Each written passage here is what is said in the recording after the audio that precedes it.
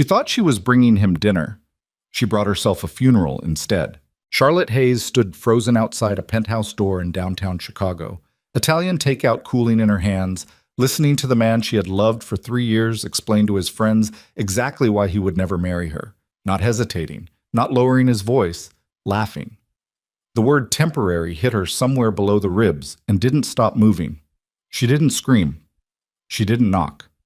She set the food bag down quietly against the baseboard, pulled the promise ring off her finger, placed it on top, and walked to the elevator without looking back. That was the night Charlotte Hayes stopped being someone's convenience and unknowingly became the reason 2 powerful men would go to war. If this story already has you gripped, hit that like button right now, drop your city in the comments below, and let's see how far this story travels. Now stay with me, because this is only the beginning.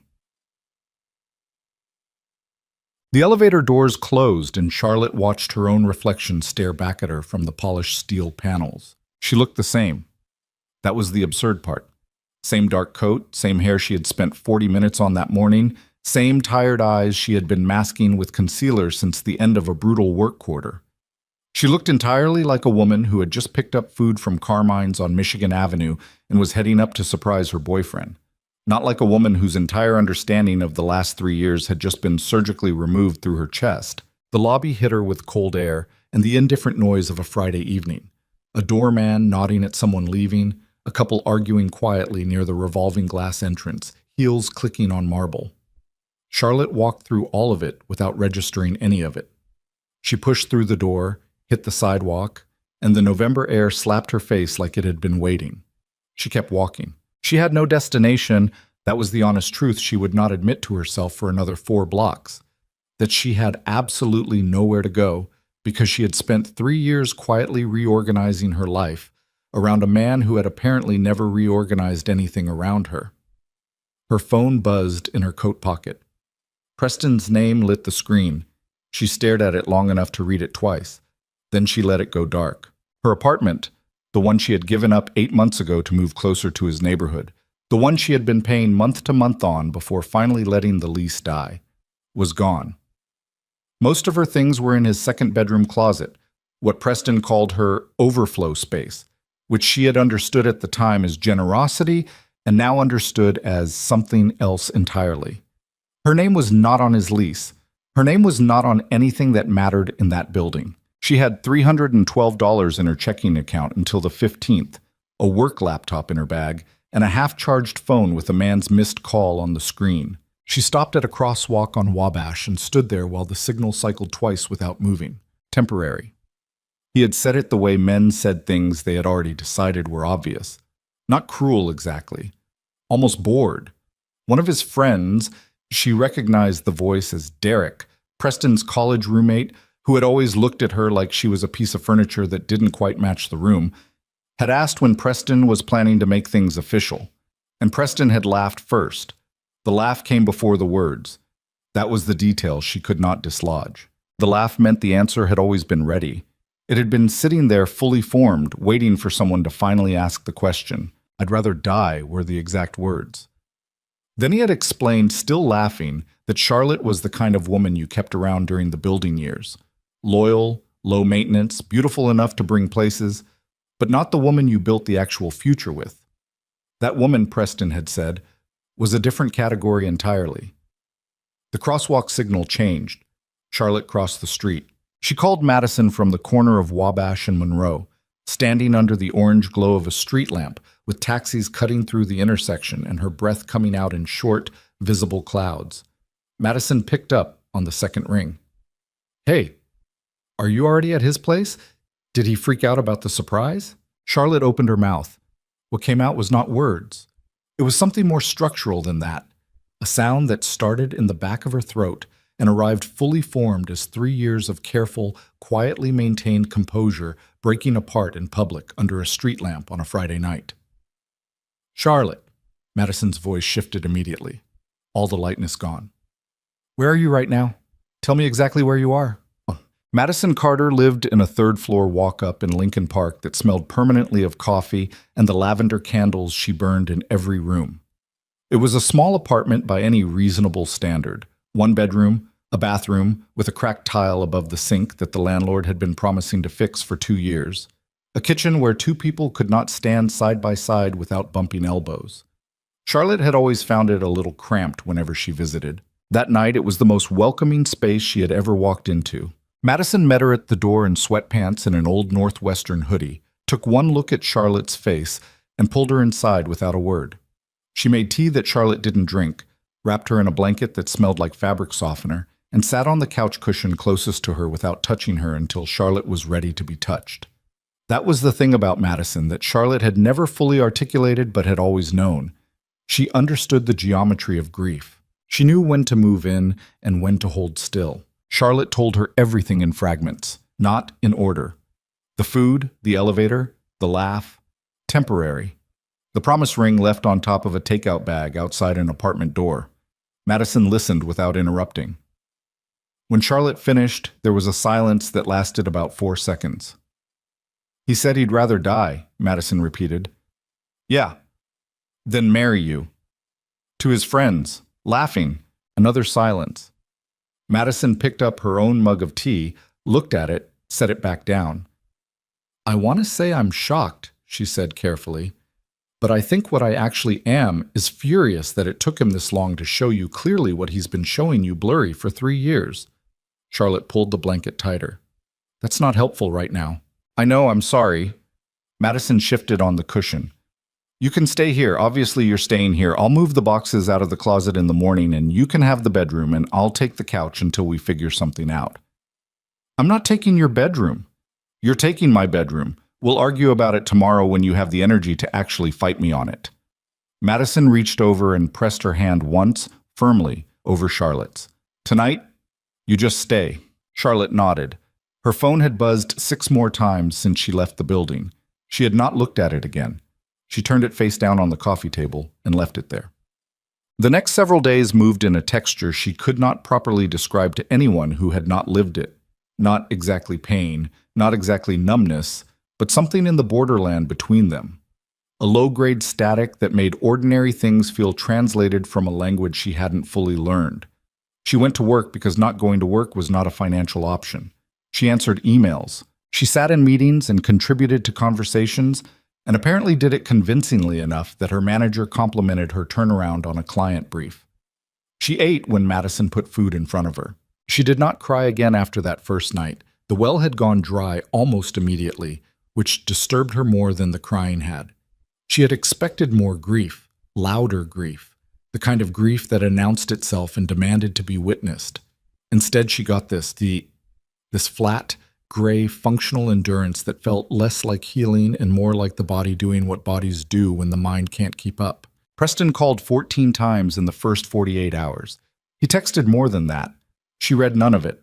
On the 3rd day, she blocked his number with the same mechanical efficiency she used to cancel subscriptions, and felt almost nothing doing it, which told her something she hadn't been ready to hear about the true temperature of what she had been calling love. Madison, to her credit, did not push her toward processing anything before she was ready.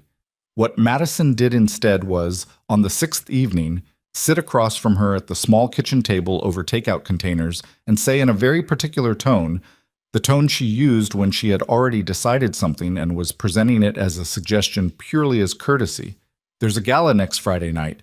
The Hargrove Foundation benefit at the River North Gallery. Victoria Chen from my firm has a table and she gave me 2 seats because her husband can't make it." Charlotte looked up from her low mane. "No. You haven't been anywhere in 6 days." "I went to work." "Work doesn't count. Work is survival. I'm talking about living." Madison leaned forward. "You don't have to talk to anyone. You don't have to be charming or perform being okay. You put on a good dress, we go, we eat food someone else cooked on actual plates, and we leave whenever you want. I don't want to be in a room full of people I don't know pretending I'm fine. You've been in rooms full of people you don't know pretending you're fine for 3 years. At least this time you'll have an open bar." Charlotte looked at her for a long moment. Madison looked back without flinching. "1 hour," Charlotte finally said. "I'll stay 1 hour." "2," Madison countered immediately. 1 hour is just arriving and leaving. 2 hours is actually being somewhere." "Fine. 2 hours. The River North Gallery on a Friday evening was the kind of room that reminded Charlotte why she had always had a complicated relationship with Chicago's money. Beautiful, certainly. Vaulted ceilings, warm lighting against exposed brick, a string quartet positioned near the east wall, playing something understated that no one was listening to. Tables dressed in white linen and low centerpieces. Women in gowns that cost more than Charlotte's monthly salary. Men in suits that had been custom-fitted to bodies that spent time with personal trainers. The whole thing smelled faintly of wealth, a combination of expensive perfume, good wine, and the particular absence of financial anxiety. Charlotte wore the black dress she had bought for a colleague's wedding 2 years ago and told herself it was fine. Madison's colleague, Victoria, was warm and easy to talk to, a compact woman in her 40s with sharp eyes and a talent for steering conversation away from anything uncomfortable. The table was good, near the perimeter, which meant Charlotte could watch the room without being fully in it. She had a glass of wine that she sipped slowly and carefully because she had not eaten much that day and could not afford to come apart in public.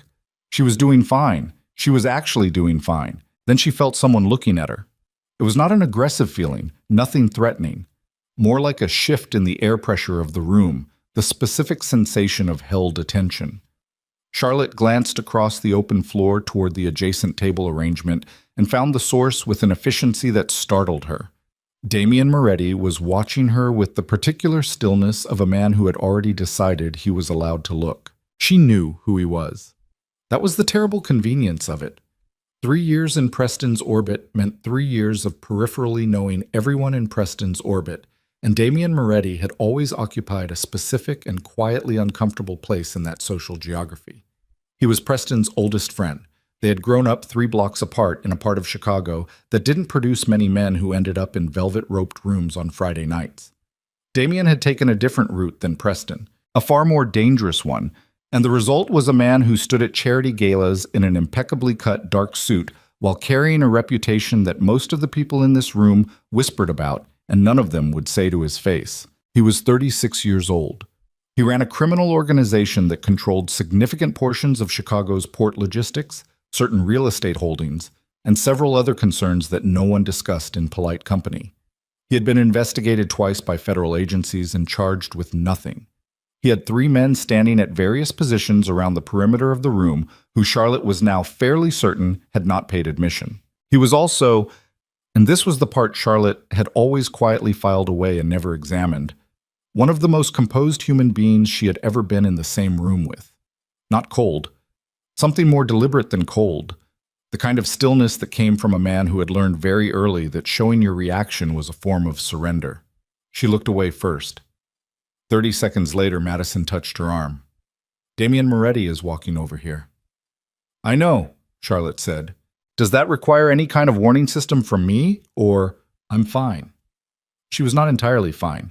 He arrived at the edge of their table with the unhurried confidence of a man who had never once been told no, and therefore had no physical memory of bracing for it. Up close he was taller than she remembered, broader through the shoulders. The suit was charcoal, the tie a shade darker. He had a drink in one hand, and he wasn't offering to shake anyone's hand, which Charlotte noted as interesting. Most men in rooms like this led with the handshake, the status-establishing grip. Damien just arrived and stood there as though his presence was its self-sufficient introduction. Charlotte, he said. Not a question. Damien. She kept her voice level. I didn't know you'd be here. The Hargroves owe me a favor, he said. The economy of it, the total absence of social lubricant, was somehow both off-putting and clarifying. He wasn't performing anything. You look like you're deciding whether to leave. I've been here 40 minutes. I said I'd stay 2 hours. Something shifted at the corner of his mouth. Not quite a smile. Recognition of something, maybe. I heard about Preston, he said, and the room immediately felt smaller. The string quartet was still playing. It seemed suddenly very far away. Charlotte kept her posture level. She had been maintaining her posture as a form of survival for 6 days. Did you? He called me. Damien's eyes stayed on hers. They were dark and extremely direct, the eyes of a man who had been in enough genuinely dangerous situations that social discomfort had been burned entirely out of his register. Told me his version. I'm sure he did. I didn't believe it. The directness of that landed somewhere she hadn't expected. She picked up her wine glass and took a careful sip, buying herself 2 seconds. That's between you and him. He said you left without a word. No explanation, just disappeared. Damien tilted his head slightly. That's not the Charlotte Hayes I've observed for 3 years. You don't know me well enough to say that. I know you well enough to know you don't run from things without a reason. You run with reasons that other people can't argue with. He said it without flattery, the way someone states observed data. Which means whatever the reason was, it was airtight. Charlotte set her wine glass down.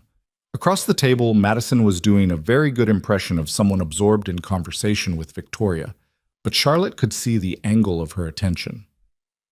I appreciate you coming over, Charlotte said, with the specific politeness that communicates the opposite of appreciation.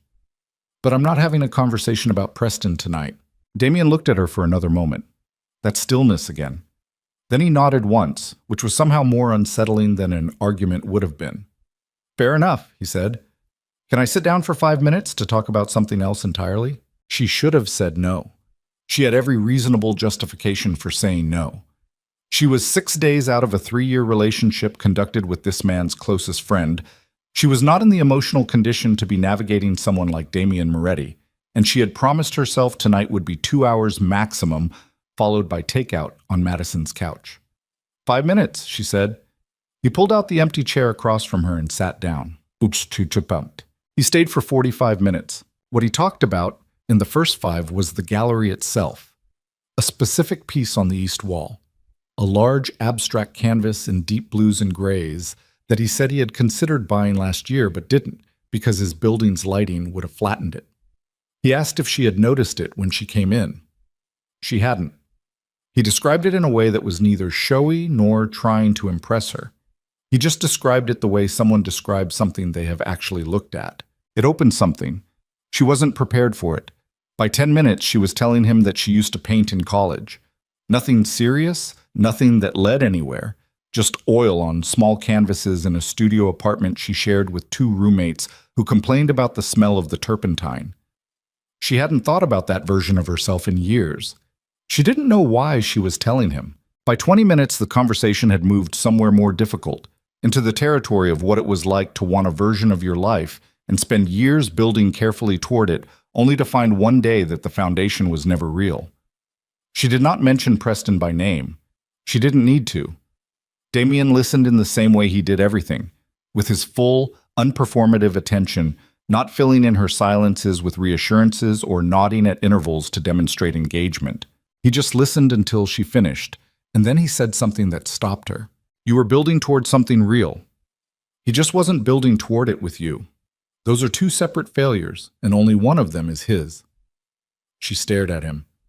What does that mean? It means you don't have to decide that what you wanted was wrong because the person you wanted it with turned out to be. He held his drink loosely, looking at her without urgency. The wanting was legitimate. You can keep that part. Charlotte looked away across the room. The string quartet had shifted to something slower. Most of the tables around them had thinned slightly, people drifting toward the bar or the gallery exhibits. 3 years, she said quietly. Not to him, really. To the air. I know. I gave 3 years to a man who kept me around because I was convenient. She heard her own voice say it and felt the words land for the first time in a way they hadn't yet, not even with Madison. There was something about saying it in this specific room to this specific man, this dangerous, still oddly honest man, that stripped away the last of the protective framing. I wasn't a priority. I was a placeholder. Damien didn't rush to comfort her. He didn't tell her she was wrong. He said, yes. The honesty of that one word hit her harder than any consolation would have. She looked back at him. You knew, she said. It wasn't an accusation, more like a recognition. I saw things I didn't have the right to say. You could have told me. With what justification? I was his friend. The words were flat, carrying their own accountability in them. That was a line I didn't cross. I'm not certain I made the right call. Charlotte studied him. This man she had spent 3 years keeping at comfortable, polite distance because something about him had always unsettled her equilibrium in ways she preferred not to examine. She had always attributed it to his reputation, to the low-frequency awareness that he was genuinely dangerous in ways Preston only ever performed. But sitting across from him now, in a near-empty section of a gallery on a Friday night in November, she understood it had never been his danger that made her keep distance. It had been the way he paid attention to her, like she was worth paying attention to. "I have to go," she said. She said it before she could talk herself out of it, because staying longer felt suddenly like a door she was not certain she should walk through yet. Maybe ever. Damien didn't try to stop her. He stood when she stood, which was the kind of unconscious courtesy that men either had or didn't, and said, "It was good to see you, Charlotte." She picked up her clutch, looked at him for one last second. "Thank you," she said, "for the honest parts." He nodded. That was all. She found Madison already standing by the coat check because Madison had been watching the entire 45 minutes and had read the room exactly correctly. They left without ceremony, walked out into the cold November night, and got into a cab heading north. Madison lasted approximately 4 minutes before she said, "So?" "Don't. I'm just observing." "Madison." Silence for another minute. "He looked at you," Madison said carefully, "like you were the only person in a room with 200 people in it." Charlotte stared out the cab window at the city lights blurring in the rain-slicked streets. She did not answer because she did not have an answer that was entirely safe to say out loud. She had noticed, too. The first text came 2 days later. She didn't have his number saved. The message arrived as an unknown contact at 11:15 on a Sunday morning while she was sitting at Madison's kitchen table with coffee and her laptop, trying to concentrate on a work report. "I thought of something else about that painting.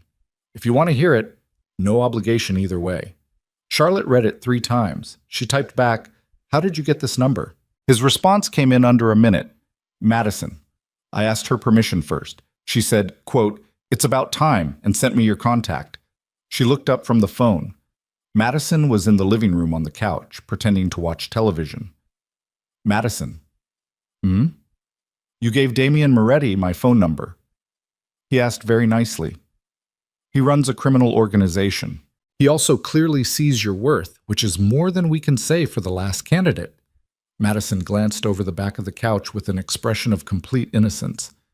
"And he asked my permission first, which, for the record, no man in your life has done in recent memory." Charlotte looked back at her phone. She typed, "What about the painting?" His reply, "The light in that gallery was wrong for it. I went back and looked again. The piece deserves north-facing windows, not the warm spots they have it under. It changes the whole emotional register."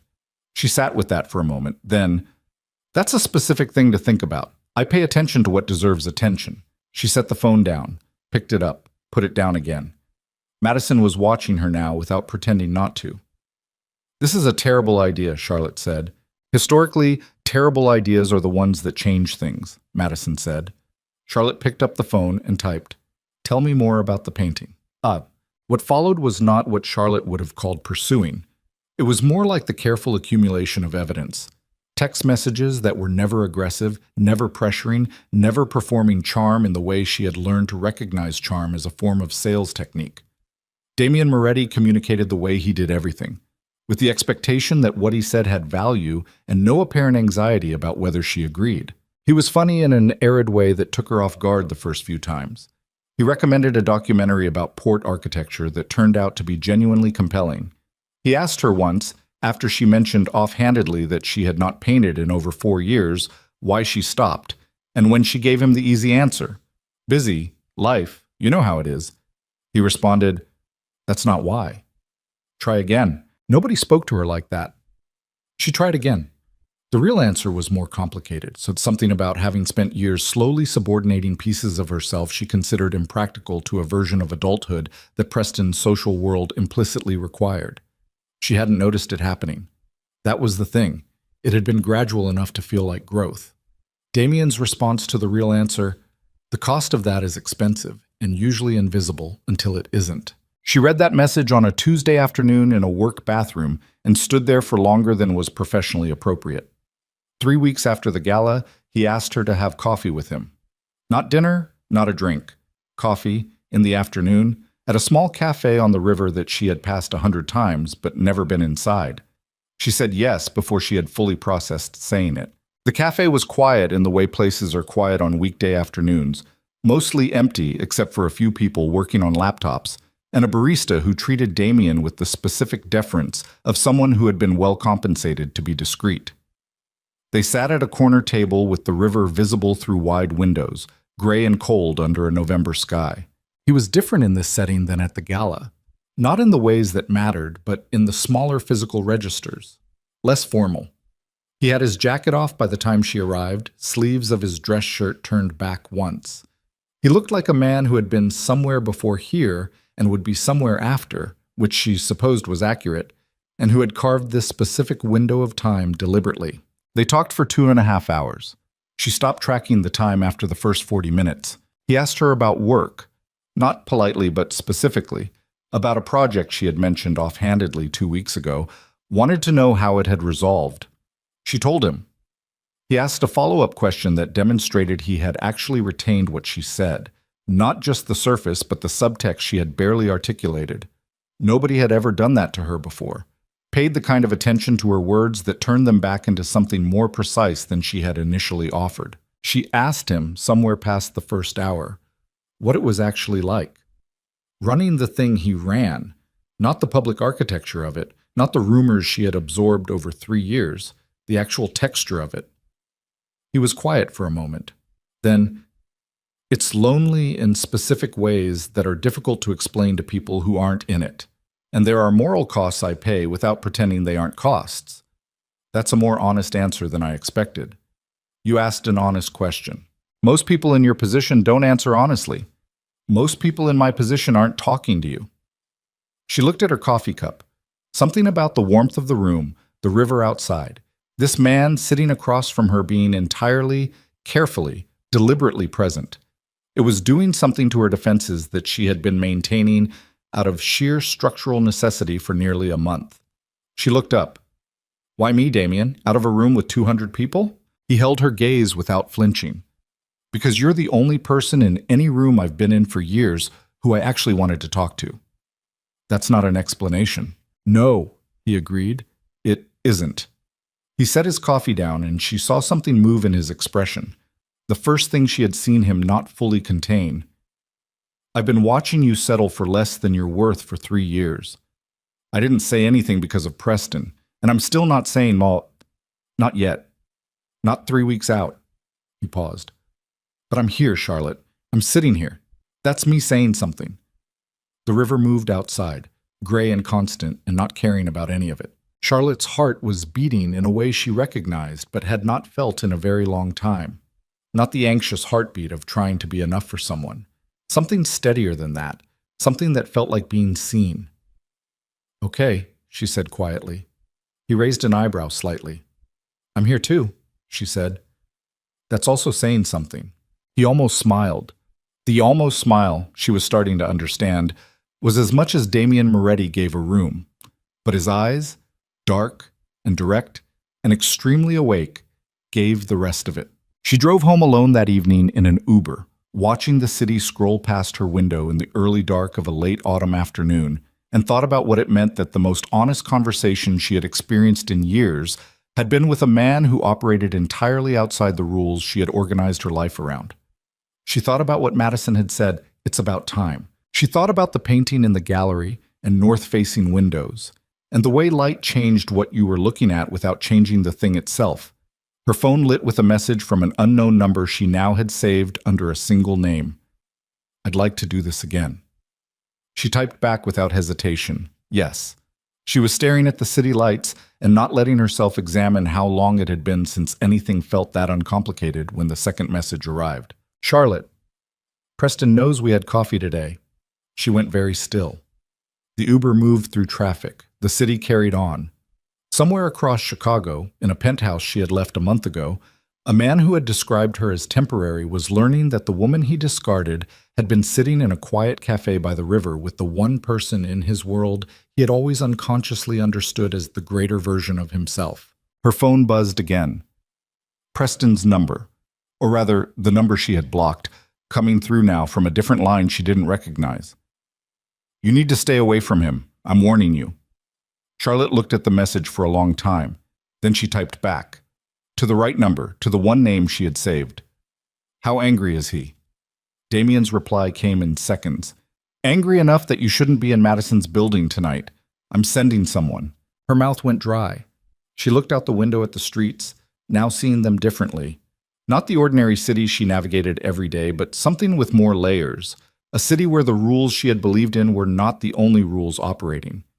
She had known, abstractly, what Damien Moretti was. She was beginning to understand, concretely, what it meant to be standing anywhere near him. Her phone buzzed a third time, this one from a number she didn't recognize at all. 4 words. You made a mistake. The Uber pulled up outside Madison's building. The driver said something about having a good night. Charlotte looked at the entrance, the lit lobby, the doorman she recognized from a dozen previous visits, and thought about whether going inside was the right decision. She was still thinking about it when a black SUV she had not noticed pulled up to the curb behind the Uber, and a man in a dark jacket leaned out the window and said her name. Ochom. The man in the dark jacket said her name the way people said names when they already knew the answer and were only checking that you did too. Charlotte Hayes. Not a question, a confirmation. She was still half inside the Uber, one foot on the curb, her clutch pressed against her ribs. The driver had gone quiet in the particular way civilian people went quiet when something in the air changed register without warning. The black SUV idled behind them, exhaust curling up in the cold. The man leaning from the window was mid-30s, broad through the neck, wearing a jacket that fit poorly over whatever he was carrying underneath it. His eyes moved from her face to the building entrance and back in a single sweep. Mr. Moretti sent me, he said. I'm Marcus. Charlotte looked at him. She looked at the building. She looked at the street in both directions the way she had never once looked at a street before in her life. Not scanning for cabs or landmarks, but for something else. Something she didn't have the vocabulary for yet. But her body apparently did, because her pulse had moved into her throat. I don't know you, she said. No, ma'am. But he said you'd say that, and he said to tell you, north-facing windows. She exhaled. She turned back to the Uber driver and said, thank you, which was an absurd thing to say under the circumstances, but her manners were apparently still functioning even when the rest of her operating system was struggling to keep pace. She got out. She walked to the SUV. Marcus had already come around to open the rear door, and she got in without fully deciding to, operating on the animal logic of known danger versus unknown danger, and choosing the one that had, so far, shown her only honesty. The interior smelled like leather, and something faintly chemical she chose not to identify. The seats were warm, the partition between the front and back was down, and Marcus got in the driver's seat and pulled into traffic without asking where she wanted to go, which told her Damien had already given the destination. She called Damien. He picked up on the first ring. You're in the car. Where are you sending me? Somewhere safe. Temporary. A pause. She could hear movement in the background, the low ambient noise of men conducting business in another room. I'm sorry. I didn't anticipate he'd move this fast. You said angry enough that I shouldn't be in the building. What does that mean specifically, Damien? What is he actually capable of? A silence that lasted one beat too long. Preston doesn't get his hands dirty, Damien said, but he knows people who do, and he's been drinking since this afternoon, which means his judgment is running about 40% of normal. Another pause. He won't hurt you. I need to be clear about that. He won't physically put a hand on you, but he'll make noise. He'll show up. He'll make sure you understand that you belong to him in his mind, and he'll do it in whatever way causes maximum disruption. I don't belong to him. I know that. You know that. His voice was even, but she could hear something underneath it, something contained and very cold. He hasn't caught up yet. Charlotte looked out the window at the city moving past. Madison's alone in that apartment. I sent someone to her too. She knows. I called her first. A beat. She said, and I'm quoting directly, finally somebody's doing something useful. Despite everything, Charlotte felt something almost like a laugh move through her chest and dissolve before it reached her face. Where are you? I'll be where you are in about an hour. There are some things I need to handle first. She understood, in a way she couldn't have 24 hours ago, what handle meant in the context of Damien Moretti's vocabulary. She wasn't sure how she felt about understanding it. An hour? she said. An hour. His voice dropped a register, something in it that wasn't command or reassurance, but something between them. Charlotte, I'm sorry this is your first real look at what my world costs. She watched the Chicago streets give way to a part of the city she knew less well, the buildings changing character, the lights different. Don't apologize, just get there in an hour. She hung up and sat in the warm dark of the SUV and breathed slowly and deliberately, the way her body needed to in order to stay ahead of the fear. The apartment Marcus took her to was on the 14th floor of a building in the West Loop. Clean, simply furnished, the kind of place that had been made comfortable without being made personal. No photographs, no accumulated objects. A kitchen with food already stocked. A window that faced east, the city glittering out there in the cold.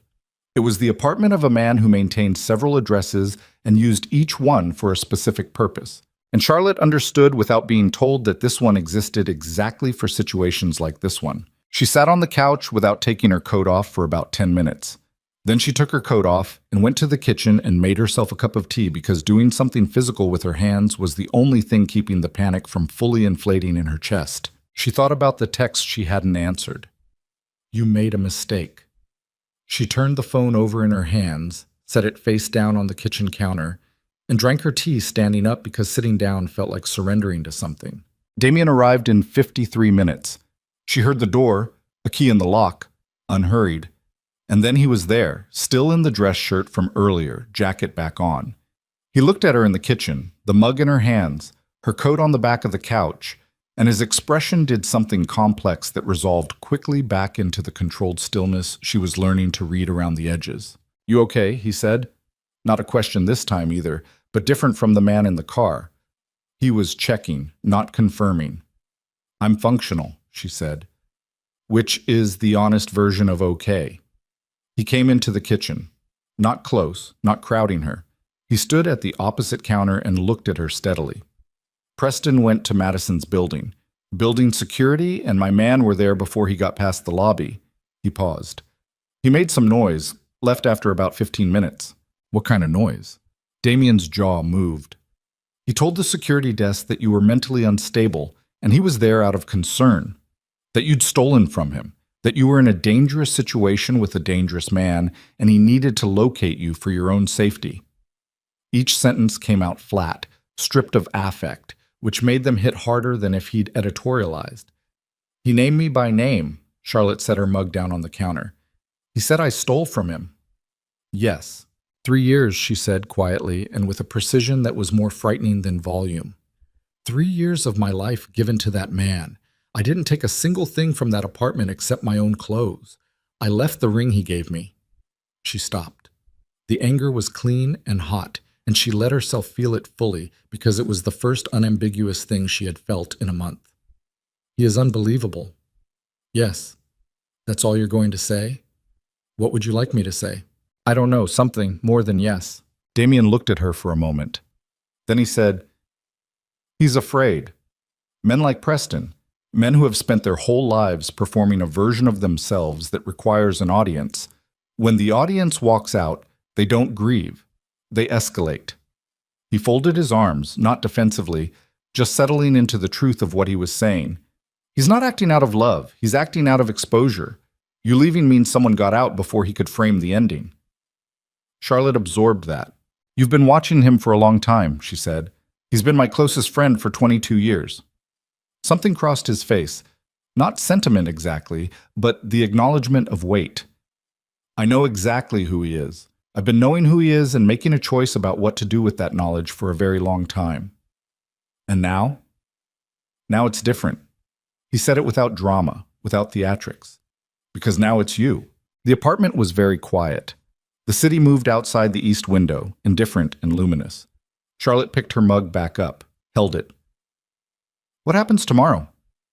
Tomorrow he wakes up sober and recalculates. He'll probably go quiet for a few days. Damien watched her carefully. The noise campaign comes later, social, mutual contacts. His version of events packaged to make you the villain and him the wronged party. A pause. Are you prepared for that? I haven't done anything wrong. That's not always the relevant variable. She looked at him. Are you telling me to walk away from whatever this is before it gets worse? He held her gaze steadily. I'm telling you the cost. What you decide to do with the information is yours. That was the moment. She understood it clearly even then, standing in a stranger's kitchen with a mug of tea going cold in her hands.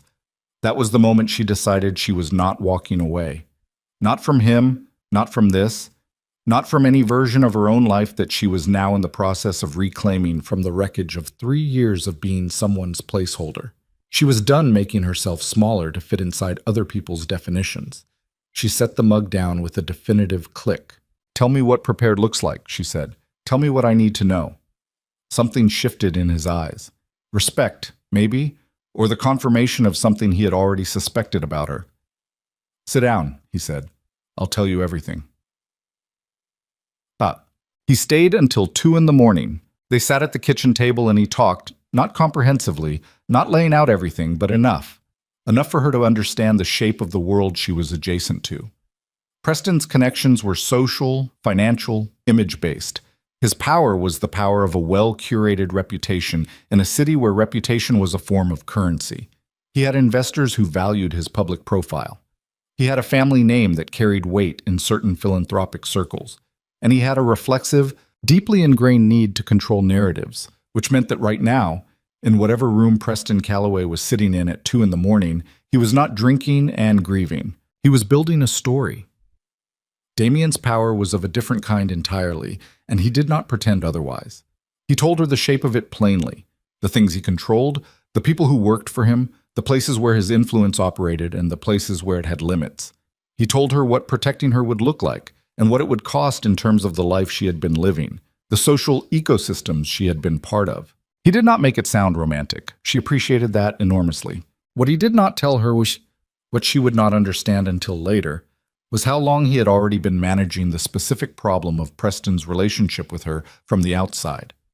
The number of times in 3 years he had said something, carefully, that redirected Preston from a decision that would have been cruel. The specific night, 18 months ago, when Preston had done something Charlotte would likely never know about, and Damien had made very clear the parameters of what he would and would not allow. He did not tell her any of that because it was not the night for it, and because there were things a person needed to discover in order rather than all at once. What he did tell her, at 1:45 in the morning, when the tea was long cold and they had both moved to water and the city outside had gone down to its late-night frequency. I've wanted to have an honest conversation with you for 3 years. Charlotte looked at him across the table. Why didn't you? Preston.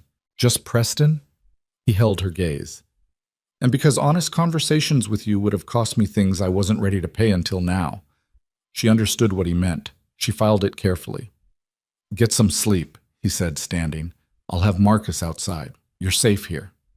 I know, she said. And then, because it was true and because she was done holding things back from herself.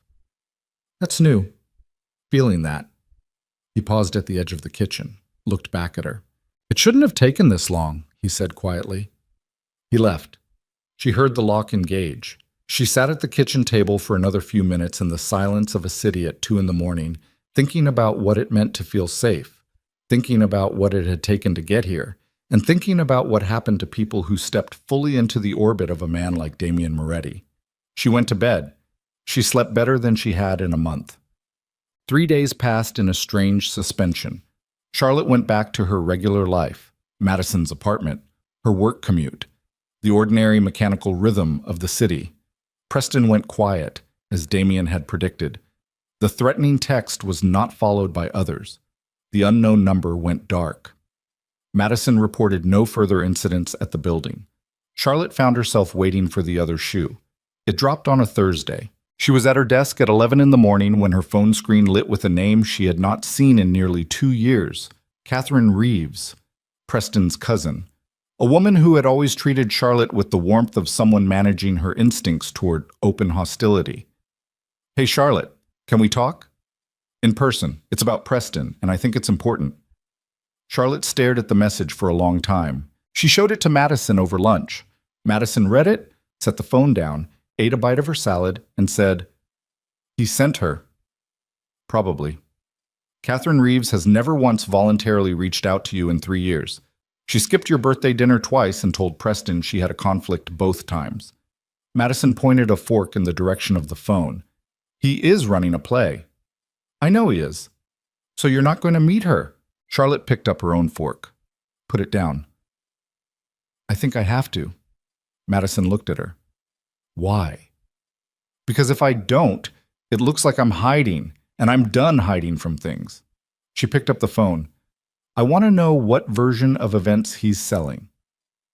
Catherine Reeves chose a wine bar in River North for the meeting, which told Charlotte everything about the framing Preston intended, a civilized, semi-public conversation among adults on territory that favored the performance of reasonableness. Catherine was already there when Charlotte arrived, sitting at a high top near the window in a camel coat with a glass of white wine she was working through with focus. She was 32 and had the specific Chicago polish of a woman raised with the understanding that appearances were architecture. She was objectively beautiful in a way that had always made Charlotte feel subtly evaluated in her presence. She stood when Charlotte arrived. Thank you for coming. The warmth in her voice was a performance Charlotte could now see the machinery of clearly. Please sit. Do you want wine? I'll get you a glass. I'm fine, Charlotte said. She sat down and did not take her coat off, which was a physical statement she was aware of making. Catherine, what do you want to talk about? Catherine settled back onto her stool. She picked up her wine glass, turned it once. She was deciding how to begin. Charlotte could see the calculation happening. And then she made her choice. I'm worried about you, she said. Charlotte said nothing. I know things ended badly with Preston, and I'm not here to relitigate that.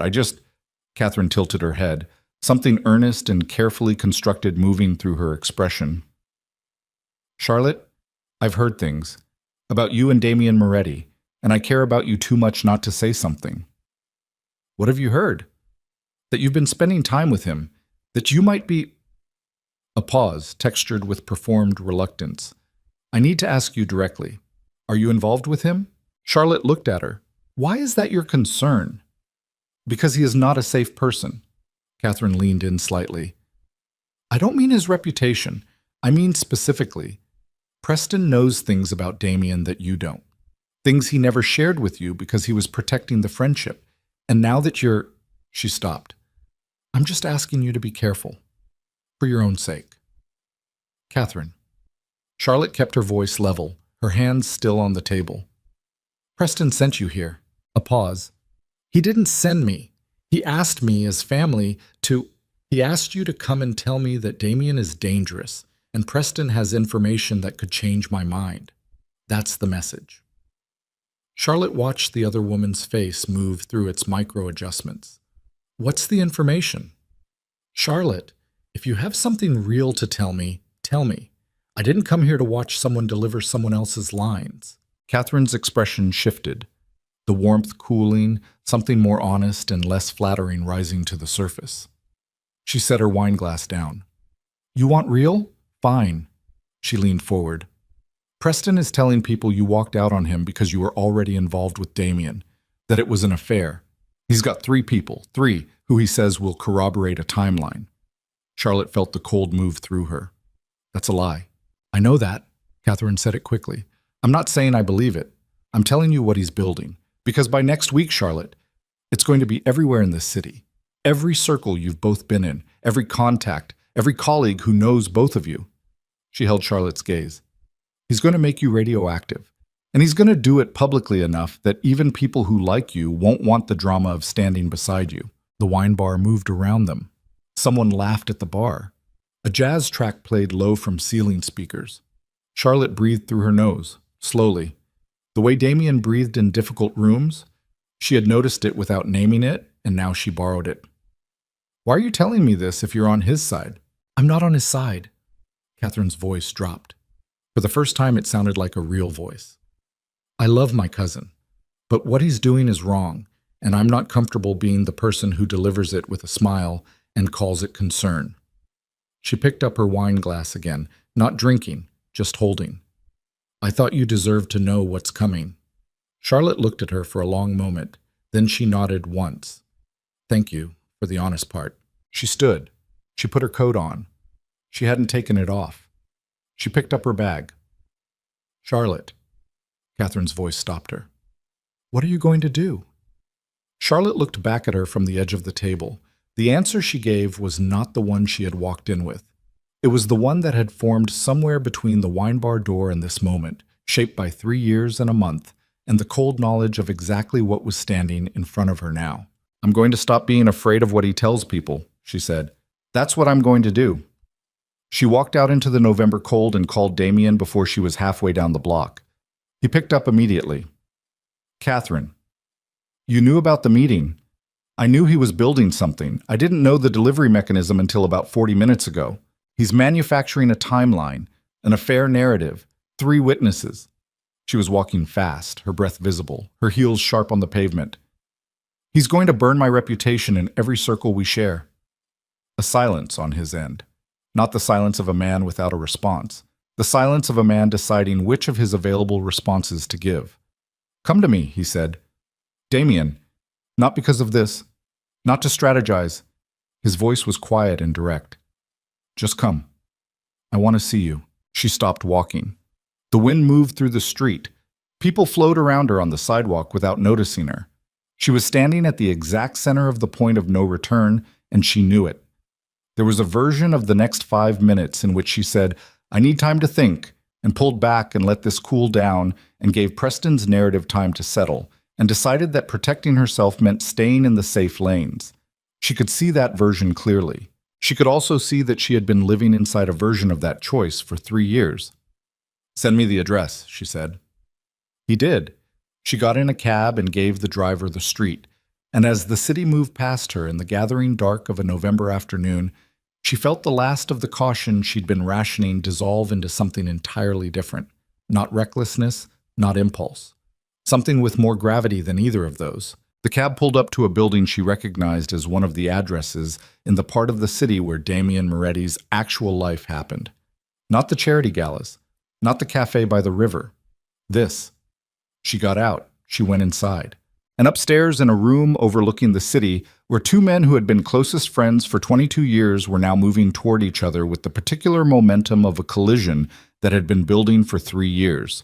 Charlotte Hayes walked through a door that she already knew could not be unbound. The door closed behind her and the sound of it was very final.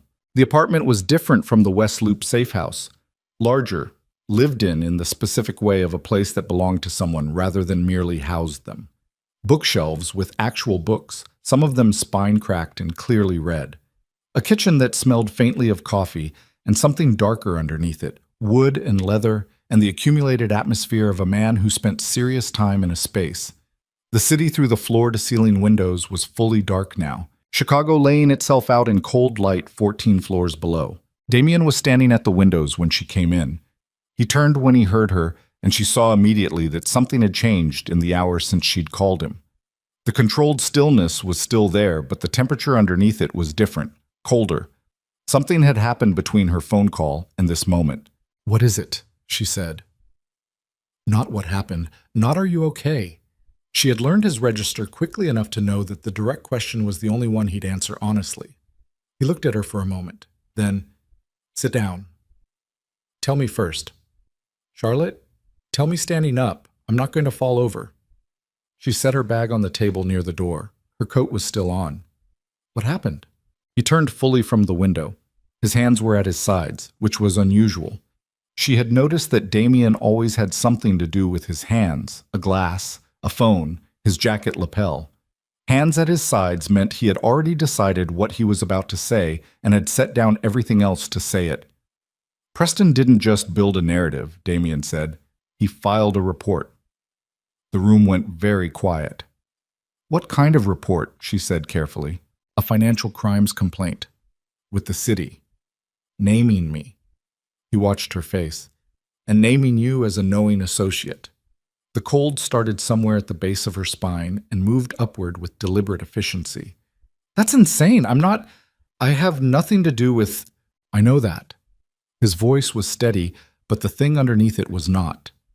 The complaint is manufactured. It will go nowhere. My lawyers are already on it. A pause. But the process takes time, and during that time the complaint is a matter of record, public record.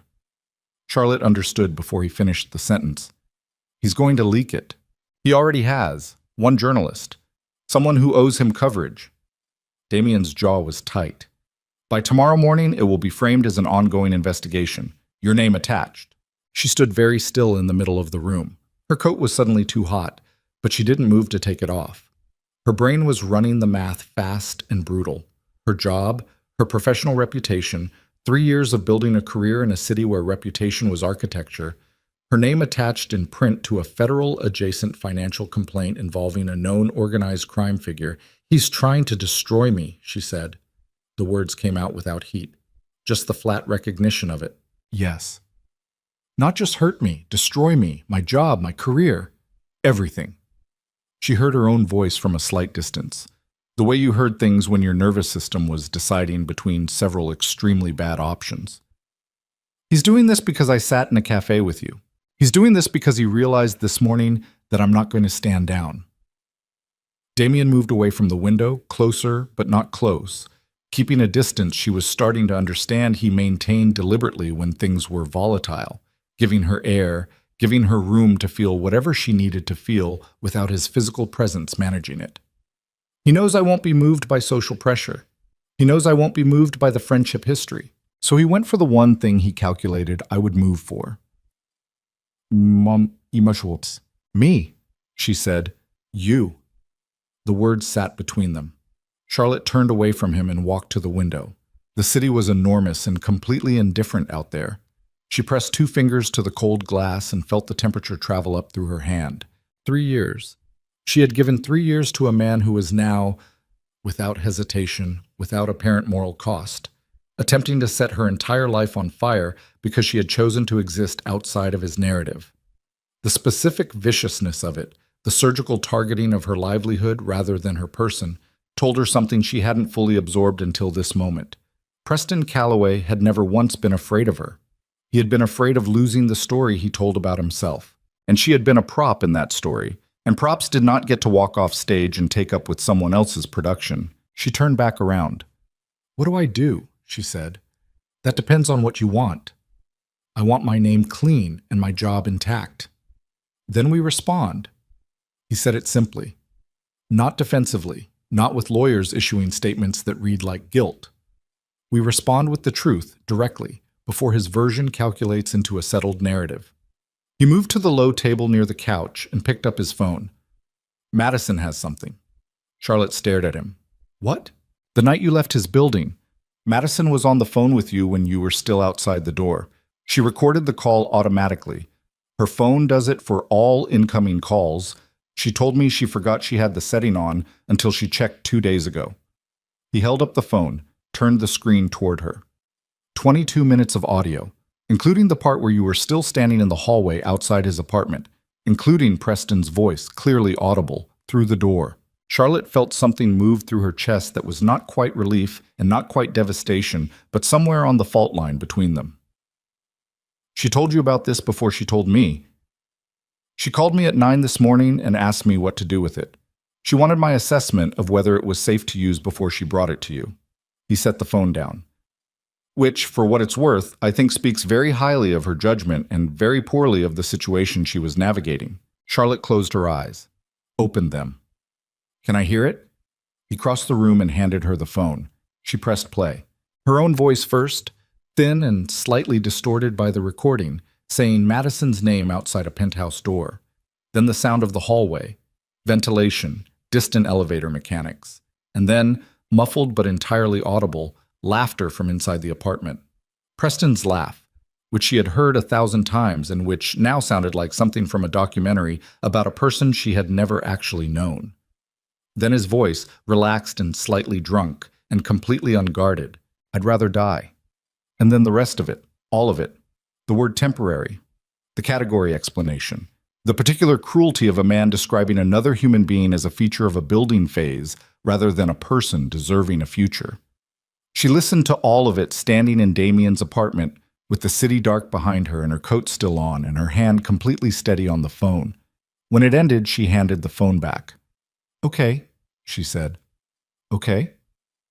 Let's use it. What happened next took 3 days and felt like 3 years compressed. Madison sent the audio to her own phone, and they sat together at Madison's kitchen table. Charlotte, Madison, and a woman named Priya Anand, who was Damien's attorney and who had the specific economy of movement of someone who had been in difficult rooms and won, and they mapped it out. Not a leak, not a social media cascade, something more precise than that. Priya contacted the journalist Preston had used directly, not with a threat, with the audio file and a simple statement: before you run your piece, you should hear what the complaint is actually designed to suppress. The journalist, to his credit, listened. The financial crimes piece never ran. What ran instead, 48 hours later, was a carefully structured account. No names in the piece itself, the parties anonymous, of a man who had described his long-term partner as a temporary convenience to his friends, recorded unknowingly, and who had subsequently filed a fabricated regulatory complaint against an associate of his former partner in an apparent act of retaliation. The anonymity lasted approximately 6 hours before Chicago's social infrastructure did what it always did with barely coded stories about recognizable people. By Thursday evening, Preston Calloway's name was attached to the story in every group chat and dinner table conversation in the circles he had spent years cultivating. His investors were calling, his family was calling. His carefully constructed image, the self-made young executive, the charitable donor, the man about town, was coming apart along every seam simultaneously. Charlotte was at Madison's apartment when Damien called her at 8:15 that evening. "It's moving fast," he said. "I know. I've been watching." She was on the couch with her laptop, Madison beside her, both of them in the strange adrenaline exhaustion of people who had just done something irreversible and were waiting for the ground to stop moving. "Are you okay? Ask me in a week." A pause. "He's going to want a confrontation," Damien said. "He's not the type to absorb this quietly. He'll want to be in the same room with you." "I know. I'd prefer you not be in that room without—" "I know," she said again, differently. She stared at the laptop screen, at the cascading commentary on a story that was about her life, framed in third person, spreading through a city at the speed of recognition. "But if it happens, I want to face it, not be managed around it." Silence on his end. "Okay," he said finally. "Then I'm with you when it happens." "You don't have to." "I know I don't have to." The quiet emphasis was everything. "I want to be." She exhaled. Madison, beside her, was pretending very hard to be absorbed in her phone.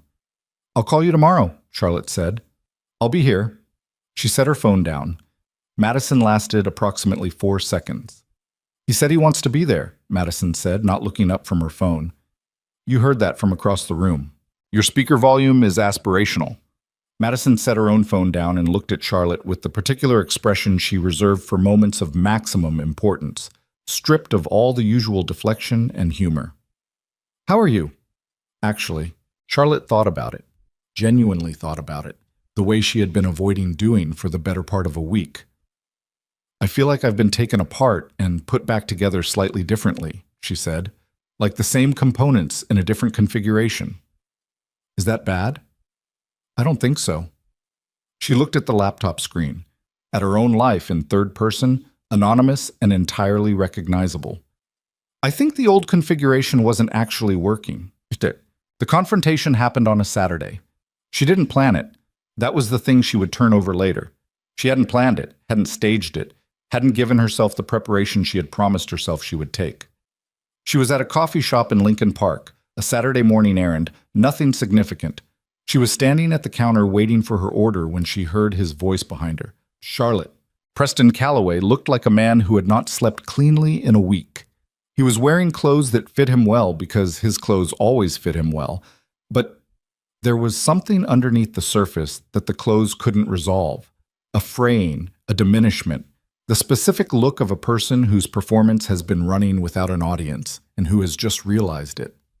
His jaw was tight. His eyes moved over her face with something that started as anger and flickered, just briefly, into something more complicated before hardening back. She turned around fully. She picked up her coffee when the barista set it on the counter because having something in her hands felt important, and she looked at Preston Calloway for the first time in 5 weeks. "Preston," she said. He crossed the distance between them in 3 steps and stopped close, not touching, not threatening, but using proximity the way he always had, as a form of pressure. She didn't step back. She noticed that about herself. She didn't step back. "You need to hear me out," he said. "I don't, actually." "Charlotte," his voice dropped. Around them, the coffee shop moved in its ordinary Saturday rhythm. Orders called, espresso machines running, a family with a stroller navigating toward the door. Nobody was watching them. Or everyone was, peripherally, in the way urban people watched conflict in public without acknowledging it. "What you did, what you and Damien did to my reputation, what we did," she said, "was play your own audio back. That was a private conversation that you had loudly in your apartment while I was standing outside your door." She kept her voice even and low. The evenness surprised her.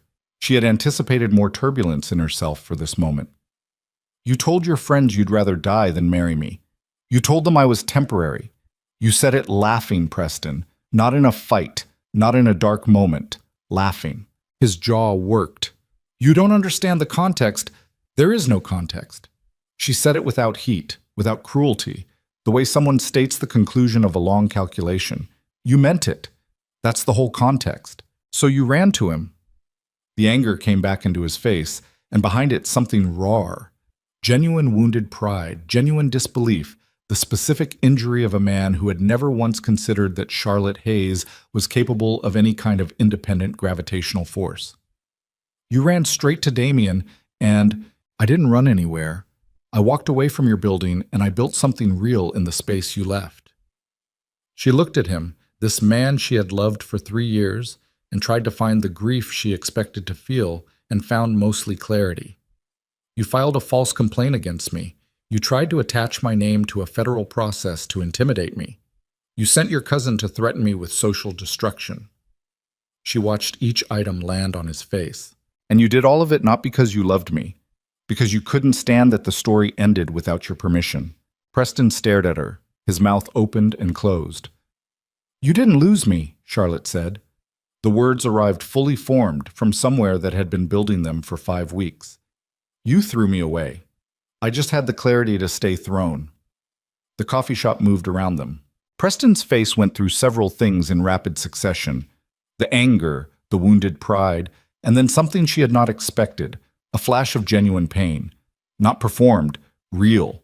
For just a second, under everything he had built around himself, she saw the actual cost of who he had chosen to be. It didn't change anything, but she saw it. "I would have married you," he said. His voice was different, quieter. She didn't entirely believe him, and she didn't entirely not believe him, and she understood that both things could be true, that he had been careless with her and would still have eventually, under different conditions, done the thing he said he'd rather die than do, that human beings were not consistent in their worst moments, that this did not make the worst moments less real. "That's not the point anymore," she said. She picked up her coffee, and she left. Ditz. She was half a block down the street, the cold hitting her face, when her phone rang. Not Damien, not Madison, a number she didn't recognize, different from the threatening unknown numbers of 2 weeks ago. A Chicago area code.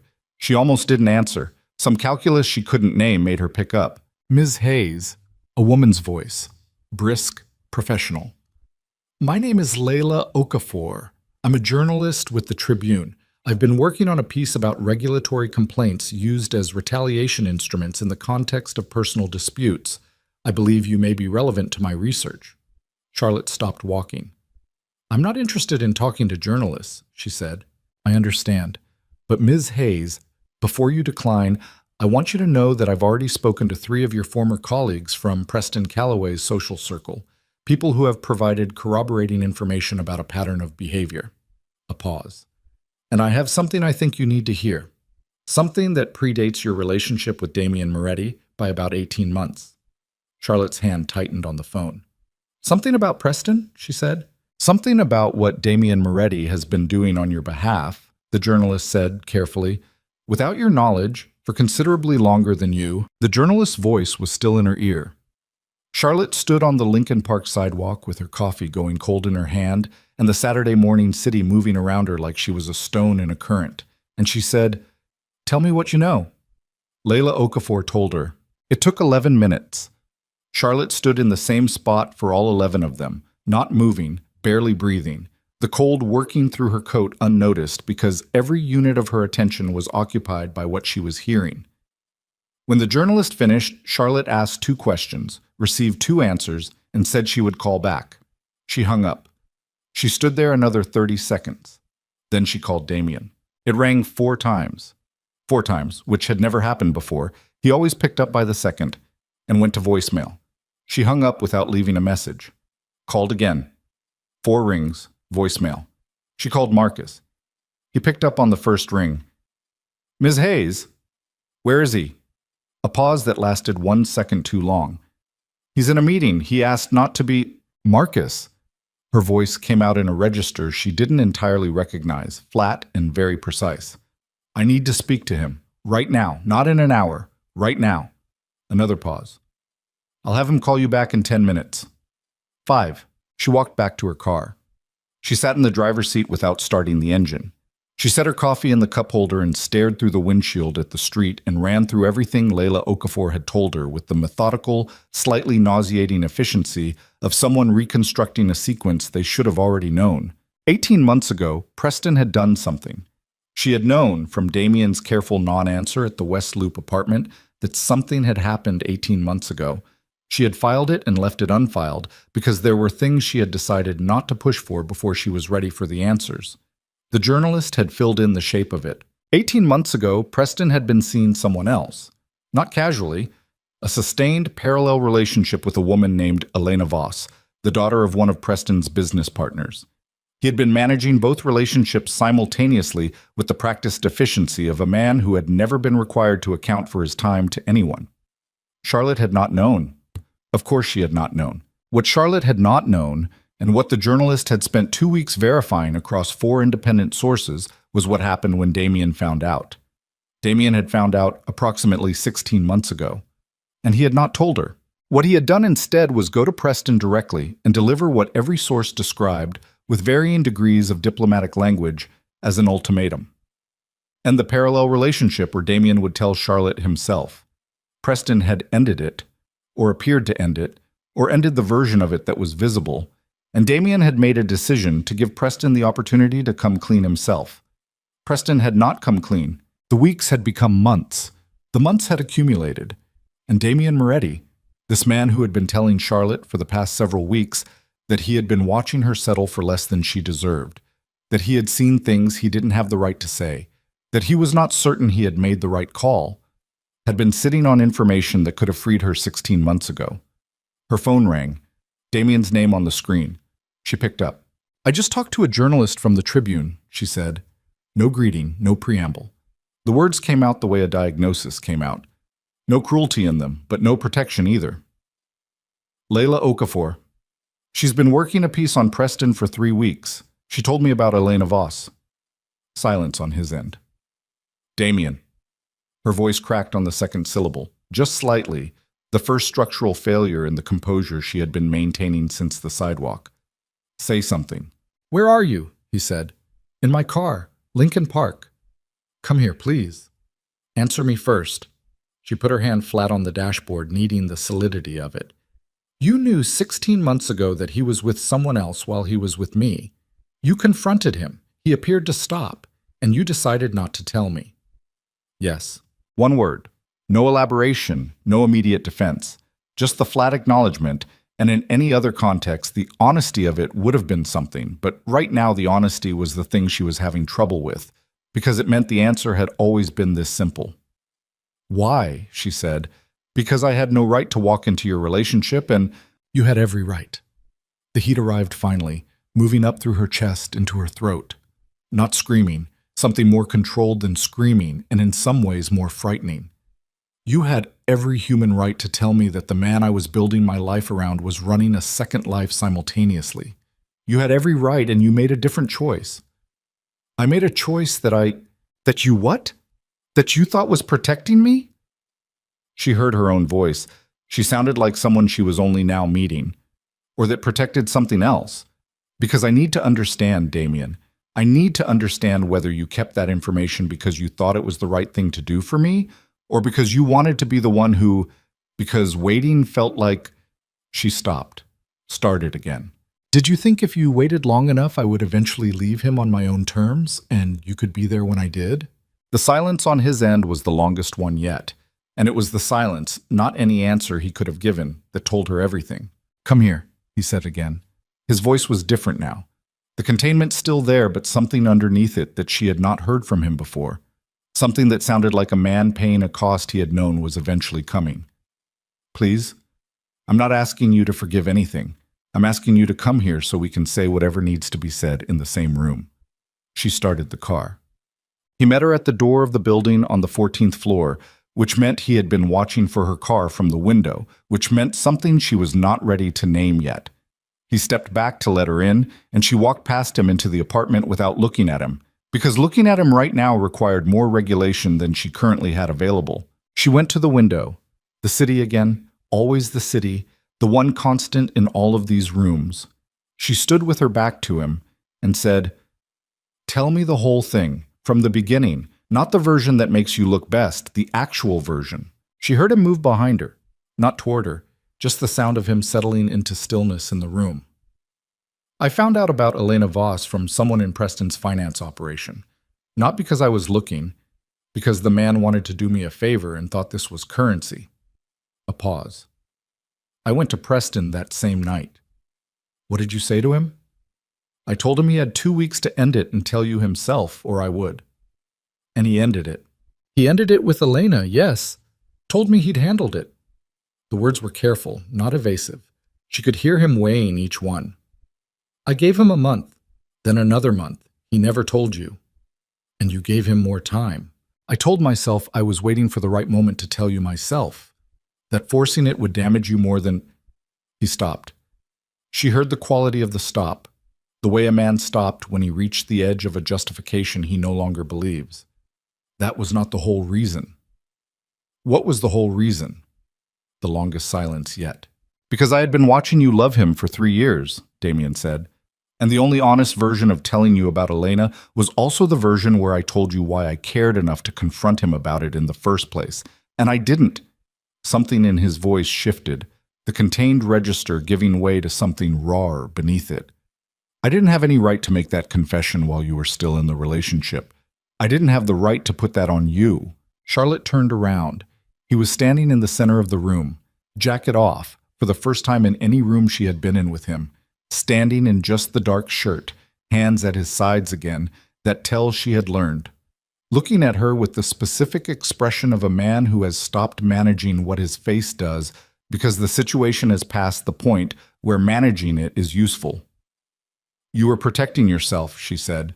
Not an accusation, a clarification. Yes. He said it the way he said all the hard things, directly, without packaging. Along with everything else I told you, both things were true simultaneously.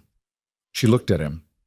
This man, this complicated, dangerous, honest, in almost all directions man who had waited and watched and made choices she would have made differently and was now standing in the center of his own apartment, taking the accounting without flinching. "I'm so angry at you," she said. "I know. Not because you didn't tell me about Elena. That's..." She pressed her fingers to her forehead, sorting the anger into its actual components, refusing to let it stay unexamined. "I would have wanted to know. I deserve to know. But I understand, barely, the position you were in." She dropped her hand. "I'm angry because for the past month you've been letting me rebuild my picture of the past 3 years, and you knew there was a piece I was missing. You let me walk through all of it without the whole map. Yes. That's a form of control, Damien. Different from Preston's, but yes." He said it harder this time, with his eyes on hers and something in them that was not defensiveness, but acknowledgement of a cost he was paying right now, in real time. "I know what it is. I know what I did. I'm not arguing with you." "Then say something that is in agreement. Say something that's actually you." He looked at her for a moment.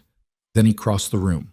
Not fast, not slow, with the deliberate intention of every movement he made, and stopped close enough that she could see the exact quality of what was in his face. Not guilt exactly. Something with more gravity than guilt. The expression of a man who had been carrying a long weight and had finally set it down in front of someone who had the right to see what it looked like. "I have loved you," he said, "since the night Preston introduced us 3 years ago. That is not a convenient retrospective. That is a fact I have been managing every day since.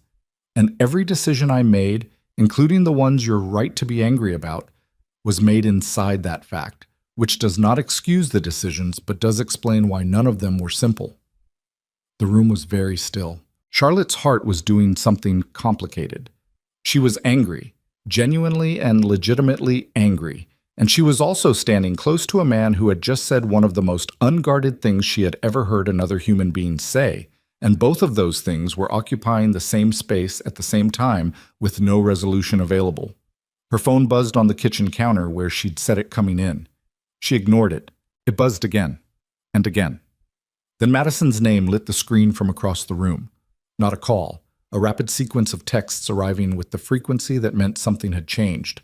She crossed to the phone. "Turn on your phone notifications. The Tribune piece just dropped. Early. It's live." Then, "Charlotte. Preston is in the comments. He is losing it publicly."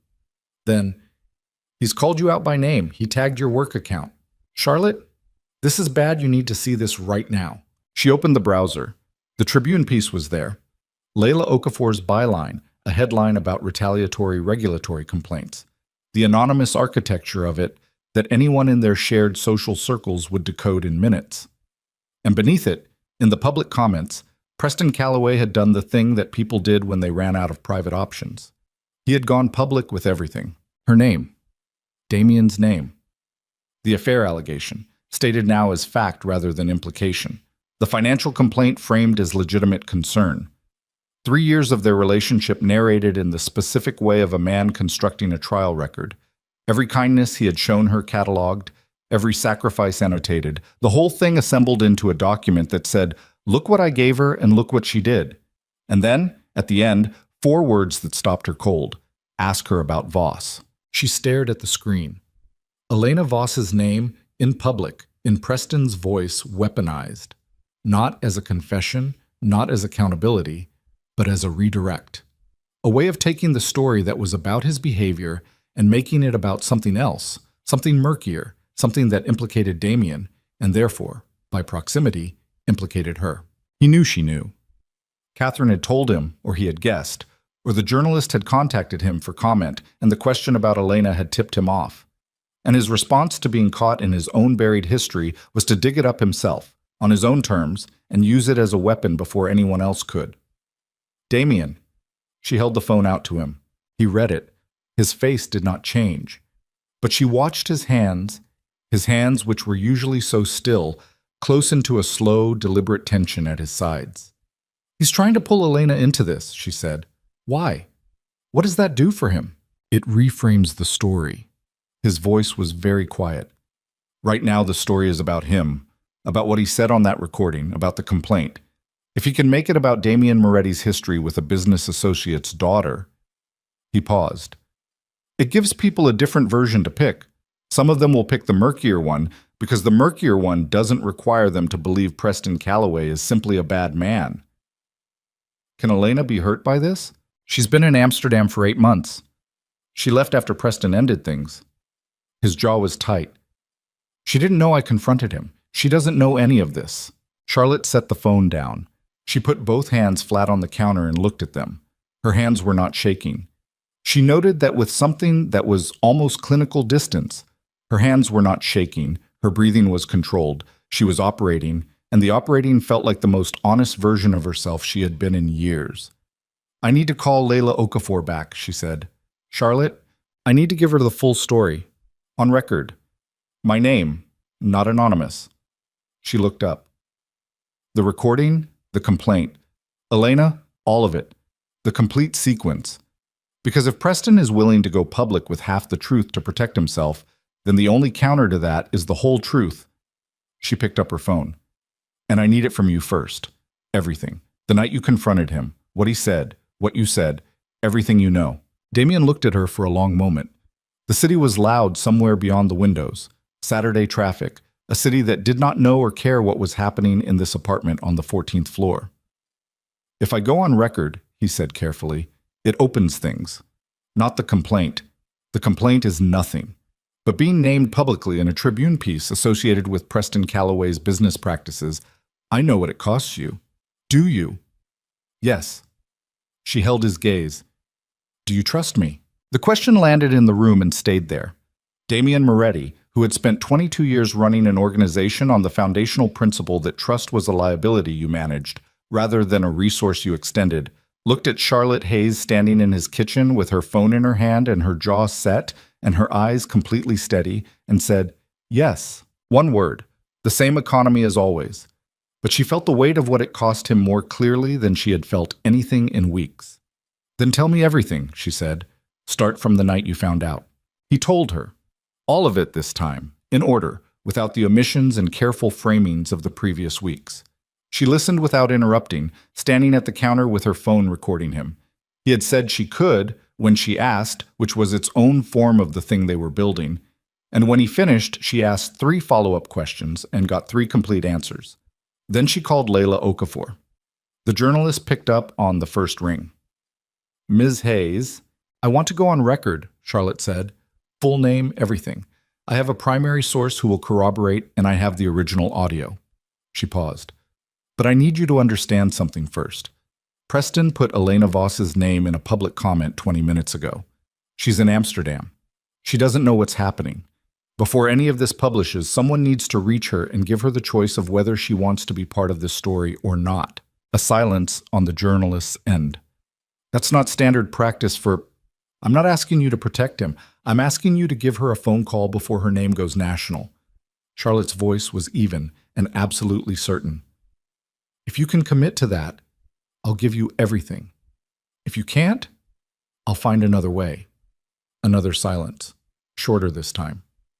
Give me 2 hours, Layla Okafor said. You have 1. She hung up. Damian was watching her from the other side of the kitchen. His arms were folded, not closed off but contained, the way he always contained himself. But his eyes were doing that thing she had learned to read, the thing that happened when she surprised him, which she had come to understand was not easy to do. 1 hour, he said. He already has half the day's head start on the narrative. 1 hour is generous. She set the phone on the counter. Her legs were tired. She had been standing since the coffee shop, since the sidewalk, since the car. 3 hours of pure adrenaline held vertical by necessity. She moved to the kitchen stool and sat down and let herself feel the exhaustion of it for just a moment. After this publishes, what happens to you, concretely? He moved to the counter opposite her, poured 2 glasses of water, slid one toward her, drank from his own.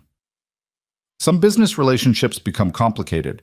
Some people who have been comfortable with ambiguity will find clarity in a direction I don't prefer. He set his glass down. Nothing I can't manage. And Preston? Preston loses the social architecture he spent 15 years building, business partners who value reputation over loyalty, which is most of them, will distance themselves. He paused. His family will protect him privately. They won't defend him publicly. Is that enough? Losing his reputation? Damian looked at her carefully. What are you asking? I'm asking if there are things that happen in your world that I need to know about before they happen. She held his gaze.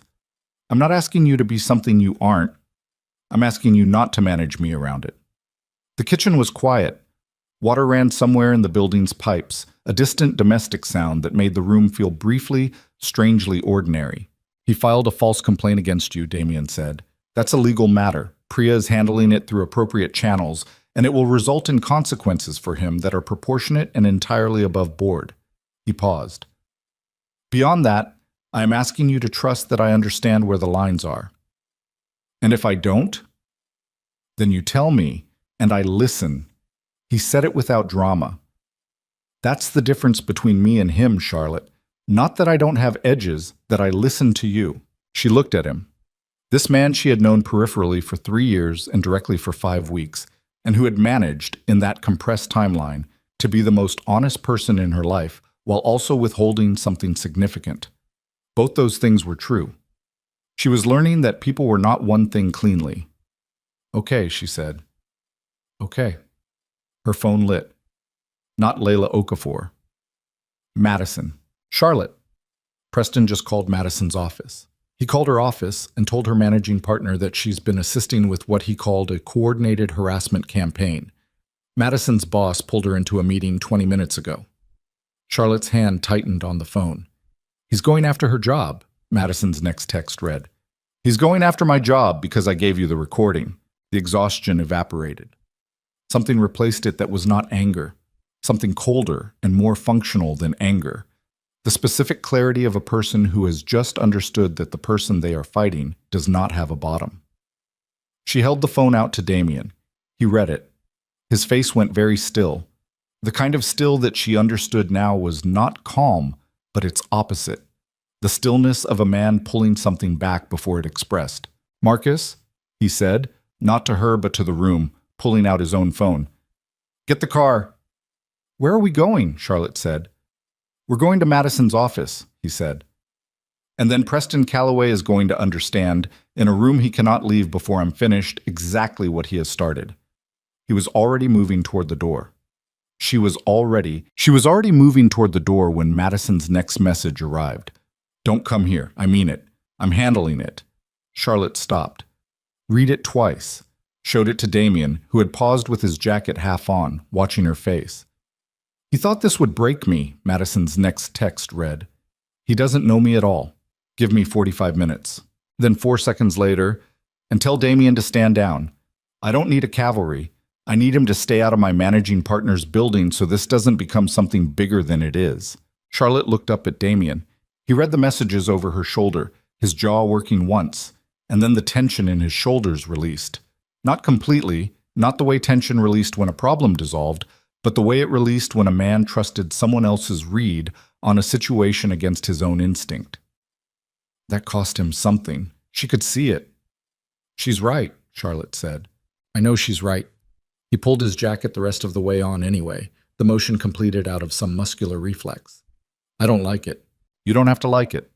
She set her phone on the counter and looked at him. Madison has been managing difficult men in professional settings since she was 23 years old. She can handle a managing partner's meeting. She paused. What she can't handle is Damien Moretti showing up in the lobby, which turns a conversation about an internal policy dispute into a front-page incident. He looked at her for a moment. Then he took his jacket back off and laid it over the back of the kitchen stool with the deliberate movements of a man physically standing down from something. 45 minutes, he said.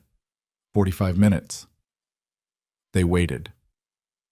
It was the strangest 45 minutes Charlotte had experienced in a month full of strange time. She and Damien sat at the kitchen table with water and the city outside doing its Saturday afternoon business, and the silence between them had a different quality now than any previous silence, heavier, more inhabited. Everything had been said that needed to be said, and none of it had been resolved, because resolution was not a thing you arrived at in a single conversation. It was something you moved toward over time with repeated decisions, and they both knew it, and the knowing of it was its own particular weight. At minute 32, Damien said, I should have told you about Elena. When I found out. Yes. I've been sitting with the justifications for 16 months, and they're not nothing, but they're not enough either. He was looking at his water glass. You deserve the information. What you did with it would have been yours to decide. Charlotte looked at the table. Do you know what I think I would have done? If you told me then? What? I think I would have confronted Preston. He would have denied it convincingly, and I would have chosen to believe him. She looked up. Because I wasn't ready to not believe him, not 16 months ago. She held Damien's gaze steadily. I don't know that the timing was wrong, is what I'm saying. I know the withholding was wrong. Those are different things. He studied her face. You're being more generous than I've earned. I'm being accurate, and there's a difference. She set her hands flat on the table. What I need from you, going forward, whatever this is going forward, is that there is no more managing what I know, no more deciding what I'm ready for on my behalf. Are we clear on that? We're clear. If something happens in your world that touches my life in any way, you hear it from me first. He said it without hesitation, without the slight lag that would have indicated negotiation. Non-negotiable. She nodded once. The table between them felt like a different kind of table than it had an hour ago. Her phone buzzed. Madison. Still here. Managing partner is reasonable. Preston called him directly, which was actually a tactical error because now it looks like harassment from the outside rather than a legitimate complaint. Give me 10 more minutes. Then, also he called me emotionally compromised, which, I want to be clear, has activated something in me, and I am now thriving in this meeting. Charlotte exhaled for the first time in 40 minutes. Something unwound in her chest. Not everything, not the complicated residue of everything the day had already cost, but the specific cord of fear she had been holding taut since Madison's first text. She showed the messages to Damien. She watched the corner of his mouth move. "She's extraordinary," he said. "She really is, sir." Madison walked out of her office building at 4:17 in the afternoon, coat buttoned against the November cold, and called Charlotte immediately. Charlotte picked up before the first ring finished. "Talk to me. I'm fine. My job is fine." Madison's voice was the voice of someone who had been through something and was running on the adrenaline of having come out the other side. Preston called my managing partner directly and told him I had participated in a coordinated campaign against a third party using confidential client information. A pause. "Which is completely fabricated because you are not a client of the firm, and the recording was my own personal phone." My managing partner, to his credit, asked Preston for documentation and got nothing. Because there is no documentation. Because Preston was running on rage and bad judgment and apparently no counsel. So it's handled. It's handled. There will probably be a follow-up conversation next week, but the acute crisis is over. Charlotte heard wind through the phone, Madison walking. "How are you?" "Actually, how are you?" "I talked to Damien." A brief pause. "And?" "He told me everything, all of it." Charlotte moved to the window, the city beyond it starting to go orange at the edges as the afternoon shifted. "The Elena Voss situation. Why he didn't tell me." "Charlotte, I'm not broken by it. I want to be clear about that before you say whatever you're about to say." She pressed her free hand to the glass. "I'm angry about the withholding, and I understand it. Both things. I'm holding both things." Madison was quiet for a moment. "Is it something you can come back from? With him?" Charlotte looked at her own hand on the cold glass. The city out there, enormous and indifferent and full of people navigating their own impossible weights. "I think so," she said. "I think it's something we can come back from together. Which is different from me coming back from it alone." "That's the most emotionally evolved thing you've said in 3 years," Madison said. "I'm writing it down." "Don't write it down. It's already written." But Layla Okafor called at 5:45. She had reached Elena Voss in Amsterdam. Elena had been given 40 minutes to read the existing piece, understand what was in the public domain, and decide what she wanted. Her decision was to provide a brief, voluntary statement confirming the timeline of her relationship with Preston and its end, and asking not to be contacted further. Layla had honored that. "I have everything I need," the journalist said. "The full piece with your on-record statement and the corroborating source information runs tomorrow morning. Sunday edition, front of the Metro section, digital at 6 a.m. What about Preston's public comments from this afternoon? Incorporated into the piece as evidence of the escalation pattern. His decision to name you publicly in a comment section actually strengthens the narrative we're documenting. A pause that had something professional and slightly wry in it. He may not have thought that through. "He was angry," Charlotte said. "Angry people don't think. Angry people with resources and bad judgment are my entire career," Layla said. "Ms. Hayes, for what it's worth, yeah, I've been doing this for 12 years. The combination of a clear audio recording, a documentable retaliatory filing, and a subject who went public in his own name is about as clean as these things get." "Nothing about this feels clean." "No," the journalist said, and her voice dropped its professional register for just a moment. "I imagine it doesn't." Charlotte stayed at Damien's apartment that night, not because she had nowhere else to go. Madison's couch was always there, had always been there, but because she made the decision consciously, standing in his kitchen at 7 in the evening with the city going dark outside, and said, "I'm not going back to Madison's tonight." Damien looked at her across the kitchen. "Okay. I'm not saying that to make a statement. I'm saying it because I'm tired and this is where I want to be." She met his eyes. "Is that clear enough?" It's clear. She ordered food. She was the one who ordered it, because she needed the small agency of that, of deciding what they ate on a night that had already taken so much decision-making out of her hands. Thai food, from a place she found in his neighborhood that had 4-star reviews and an honest photograph of their pad see ew. He watched her do it without interfering, without suggesting alternatives. She appreciated that more than she could have articulated. They ate at the kitchen table. The food arrived in containers that they didn't bother transferring to plates. Damien ate the way he did most things, focused, without ceremony. She ate the way she had been eating for a month, mechanically at first, then, gradually, with actual appetite returning somewhere around the second container.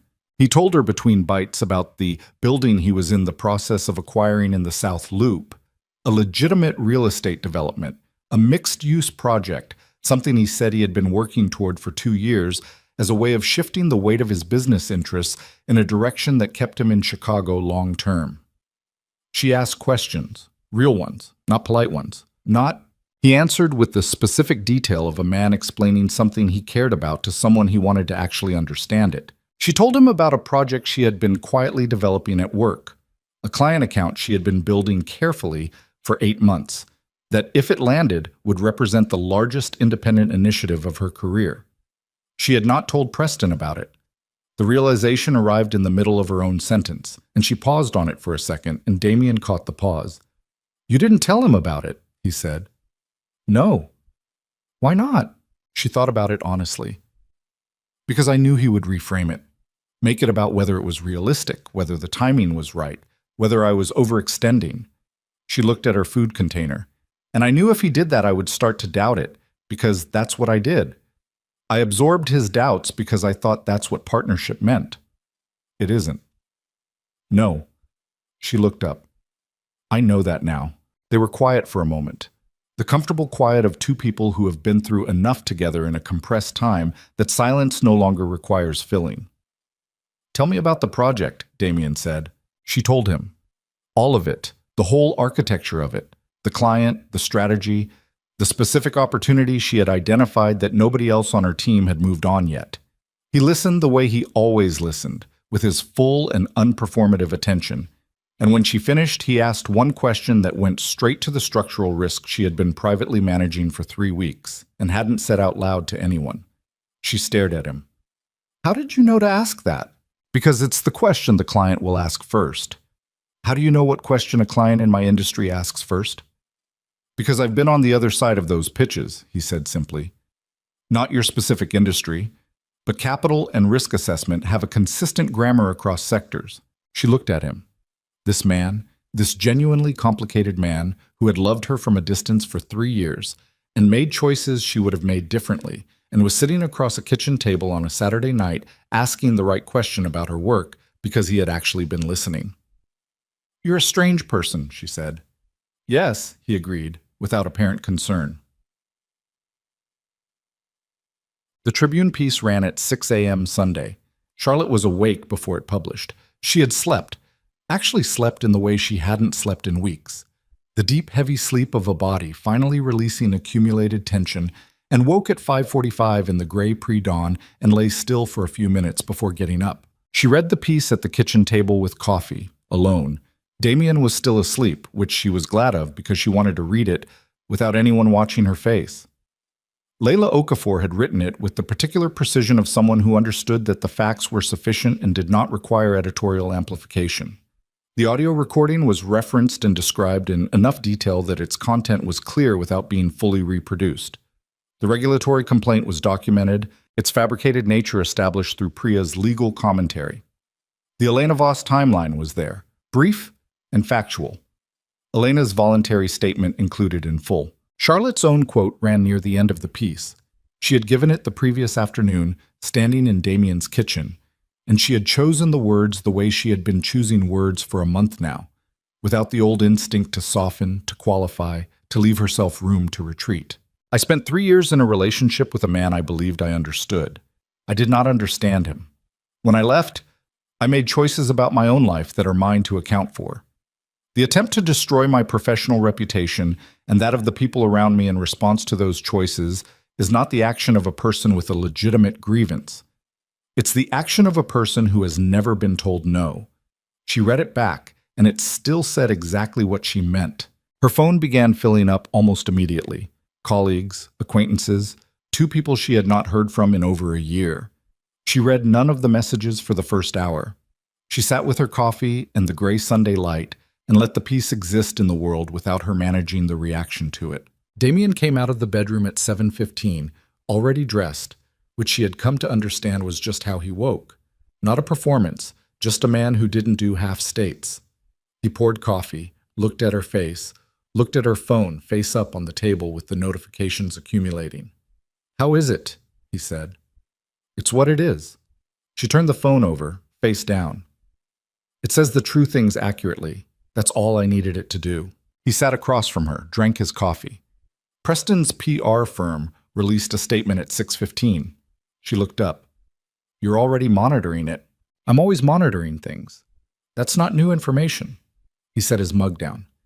"The statement is boilerplate. Denials without specifics, expressions of disappointment, the language of a prepared response that was written before the piece published because someone competent told him to have it ready." He paused. "It reads like a man who has already accepted the damage and is now trying to control the rate of decay. Is that better or worse than fighting? It means the acute phase is over." He looked at her steadily. "He'll retreat now. Regroup. The people who are going to distance themselves will distance themselves, and the people who stay will be the ones whose loyalty is about something other than image management." A pause. "For what it's worth, his investors called his firm at 7 this morning. 3 of them. My contact at the building says the calls were not supportive." Charlotte looked at her coffee cup. She waited for the satisfaction she expected to feel at that information and found something more complicated. Not sympathy for Preston, not exactly, but the absence of triumph. She had not wanted his destruction. She had wanted her own life back. Those were different wants, and the distinction mattered to her. "I don't want him ruined," she said. Damien looked at her. "I mean that. He was careless, and he was cruel, and he tried to burn down things that weren't his to burn." She held Damien's gaze. "But I don't want to spend the next 10 years of my life measuring my recovery against his destruction. That's not what this was for." Damien was quiet for a moment. Then, "What was it for?" She thought about it.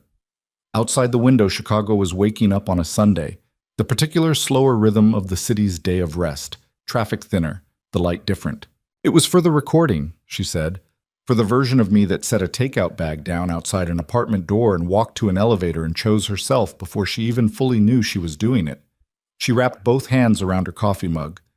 "Everything after that has been about making that choice mean something." 3 weeks passed. They were not easy weeks, but they were real ones, which Charlotte had come to understand was the more valuable thing.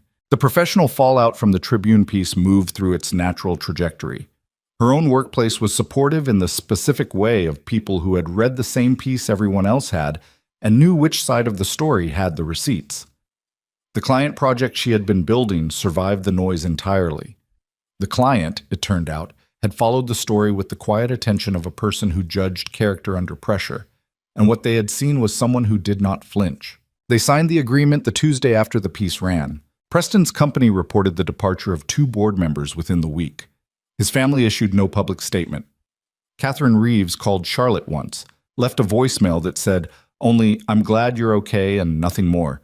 And Charlotte called her back and they had a 5-minute conversation that was the most honest exchange they had ever managed. Madison received a formal apology from her managing partner for the way the Preston phone call had been initially received, which she accepted with the specific graciousness of a woman who had already decided it was beneath her to be diminished by the incident. Elena Voss, in Amsterdam, sent Charlotte a brief email through Layla Okafor's contact channel. 3 sentences. She said she was sorry she had not known Charlotte while it was happening. She said she was glad it was over. She said she hoped the next chapter was better, for both of them. Charlotte read the email twice, and then replied with 2 sentences of her own, wished her well, and closed the thread. The night that things shifted, not dramatically, not with the velocity of everything that had preceded it, but with the slow, settling certainty of something finding its permanent level, was an ordinary Wednesday in December. Damien had been attempting to cook. This was a development that Charlotte had learned about only 3 weeks into whatever they were, When he told her flatly one evening that he had been attempting to teach himself to cook Italian food for 6 months, with results that he described as technically edible but emotionally dishonest. She had stared at him. He had produced a cookbook with several pages marked, and the expression of a man reporting a genuine occupational failure. She had laughed for the first time in a month. Now, on this Wednesday in December, he was attempting her mother's chicken marsala recipe, which she had texted him for reasons she still was not entirely sure she could account for, and which required a precision with the wine reduction that he was managing with the same intensity he brought to everything, brow slightly creased, jaw set, as if the reduction might attempt something tactical if he looked away. Charlotte was sitting on the kitchen counter. Because the kitchen was small, and the stool put her at the wrong angle to properly monitor what he was doing, with a glass of wine and her laptop open to the client project work she had been finishing. The apartment was warm, the city was cold outside, and the first serious December snow was moving in, the sky a particular deep gray that promised accumulation. The smoke alarm went off. It was brief, a short, sharp chirp from a reduction that had gone slightly too fast on the heat, nothing burning, nothing ruined, just the alarm doing its job. Damien reached up and silenced it in one motion, turned the heat down, assessed the pan. "It's fine," he said, to Charlotte or to the pan, she wasn't certain. "It smells fine," she confirmed. "The ratio was off." "The ratio is fine." "You haven't tasted it." "I can smell when a ratio is fine. I grew up with this recipe." She closed her laptop and set it aside, watching him tilt the pan slightly to assess the consistency of the reduction in the way of someone who was absolutely, completely going to get this right or die attempting. "Damien." "What?" "It's going to be good." He looked at her over his shoulder. The kitchen light was warm, his shirt sleeves turned back, a dish towel over one shoulder that he had picked up from the counter and deployed with complete unconscious practicality. He looked, Charlotte thought, like a man who was exactly where he was. "How do you know?" he said. "Because you don't do things badly when you decide to do them."